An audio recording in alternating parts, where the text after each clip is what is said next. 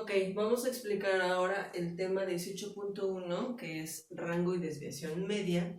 Y esto nos hace retomar los temas de estadística que habíamos checado al final del primer trimestre que hicimos, en el que trazamos histogramas, polígonos de frecuencia, y también en este mismo trimestre que hemos estado calculando media, moda, mediana, ¿sale?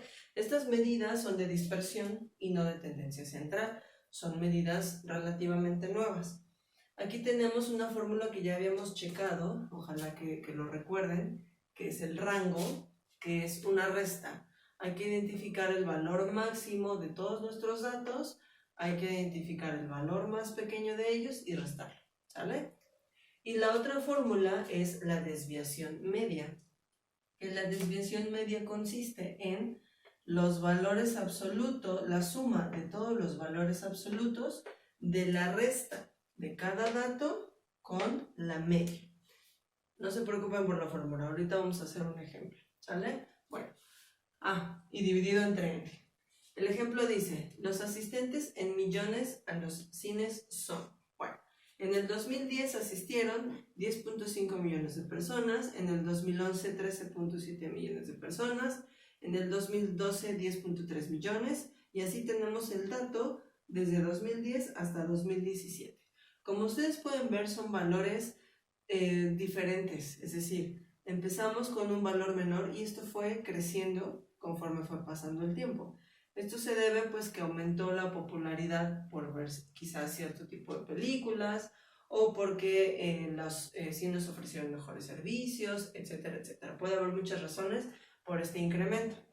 Entonces nosotros con estos datos vamos a calcular tanto el rango como la desviación media. Para calcular el rango decíamos que primero identificamos el valor mínimo. De todos, el más pequeño es el 10.3. Entonces, el valor mínimo, 10.3. Y ahora identificamos el mayor. En este caso, el mayor es, no es este, es 31.6. Entonces, lo único que tenemos que hacer con estos dos valores, de acuerdo a la fórmula, es restarlos.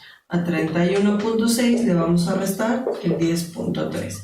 Si nosotros restamos a 31.6, le restamos 10.3, si usamos nuestra calculadora, obtenemos el valor de 21.3. Es decir, 21.3 millones de personas es el rango. Si lo pueden notar, es un valor grande respecto a los datos que yo tengo. Entonces, es una diferencia pues muy importante, porque incluso si nosotros comparamos el 30 con el 10, pues es aproximadamente el triple, o sea, se triplicaron el número de asistencias, ¿sale? Bueno, vamos ahora con la desviación media. Y aquí nosotros, para hacer más fáciles los cálculos, bueno, porque aquí tenemos que hacer muchas restas y a la vez muchas sumas, entonces lo que vamos a hacer es utilizar esta forma que tengo los datos escritos y vamos a anotar cada resta, ¿sale? Perdón, este no aquí, es 21.3. Primero, para calcular la desviación media tengo que calcular el promedio o la media. ¿Y cómo calculamos el promedio o la media? Pues tenemos que sumar en este caso 10.5 más 13.7 más 10.3, es decir, tenemos que sumar todos estos valores, ¿cierto? Bueno, si nosotros hacemos eso en nuestra calculadora y hacemos toda la suma, obtenemos 157.8. Es la suma de todos estos. Y en el promedio que se hace la suma de todos y se divide en el número de elementos. Nosotros tenemos 1, 2, 3, 4, 5, 6, 7, 8. Entonces 157.8 se tiene que dividir entre 8 y el resultado de esa operación es 19.7. ¿Sale? Bueno, ya que tenemos la media, ahora sí podemos hacer todo el cálculo de la desviación media. Para comenzar, quiero que vean que a cada dato que tenemos, X son cada dato que tenemos, a X1 se le resta la media. Pero entonces al segundo dato, que es X2, también se le resta la media. Y de acuerdo a esto, pues a cada uno de estos valores se le tiene que restar la media. Por lo tanto, nosotros, ¿qué tenemos que hacer? Pues 10.5 menos 19.7, que es el valor que acabamos de encontrar. Y así para todos los valores que tenemos acá. Lo mejor sería que utilicen calculadora debido a que pues, la probabilidad de equivocarnos es menor. Entonces sí sería importante que la utilizaran. Bueno, si hacemos cada una de las restas, en el primer caso tenemos un valor negativo, sería menos 9.2. En el segundo es menos 6, ahí nos da un entero. En el tercero es menos 9.4. En el que sigue es 9, que también es un entero. Luego ya es un positivo decimal, que es 3.7. De nuevo nos da un valor negativo. Después nos da un valor positivo. Y al final nos da un valor positivo. Quiero que vean que algunos son enteros, otros no, otros son positivos, otros son negativos. Bueno, ¿ahí qué vamos a hacer? Como ustedes pueden ver, la fórmula tiene unas barras. Estas barras se les llama valor absoluto, donde la idea es que nosotros, independientemente del signo que tengan, los consideremos positivos. Entonces, aquí el menos 9.2 no lo vamos a seguir viendo como menos 9.2, lo vamos a ver simplemente como 9.2. Y entonces así lo haríamos para cada uno de los valores, es decir, todos los transformamos en positivos. ¿Y qué es lo que tendríamos que hacer con todos esos resultados de los valores positivos que hicimos? Pues hay que sumar todo. Entonces hay que sumar el 9.2 más el 6 más 9.4 más 9, todos estos de acá se tendrían que sumar, ¿sale? Y si nosotros hacemos toda esta suma, en automático obtenemos 54.4, ¿sale?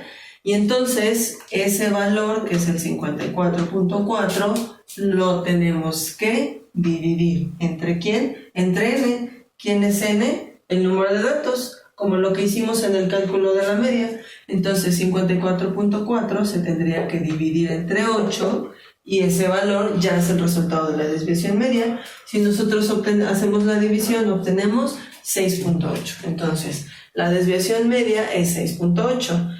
Ahora, ¿cuál es el último paso que nos podrían pedir en un problema? Bueno, pues la concentración de datos. Es decir, nosotros al valor de la media que obtuvimos, que en este caso es 19.7, le vamos a sumar la desviación media que obtuvimos, pero también se la vamos a restar, es decir, vamos a obtener dos valores.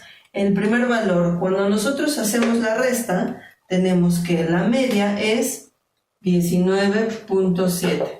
Entonces, si a 19.7 le restamos 6.8, tenemos 19.7 menos 6.8, 12.9. Pero también lo vamos a sumar. Entonces, este ya es un resultado. Vamos a sacar el otro. A 19.7 ahora le sumamos 6.8. Y eso es 26.5.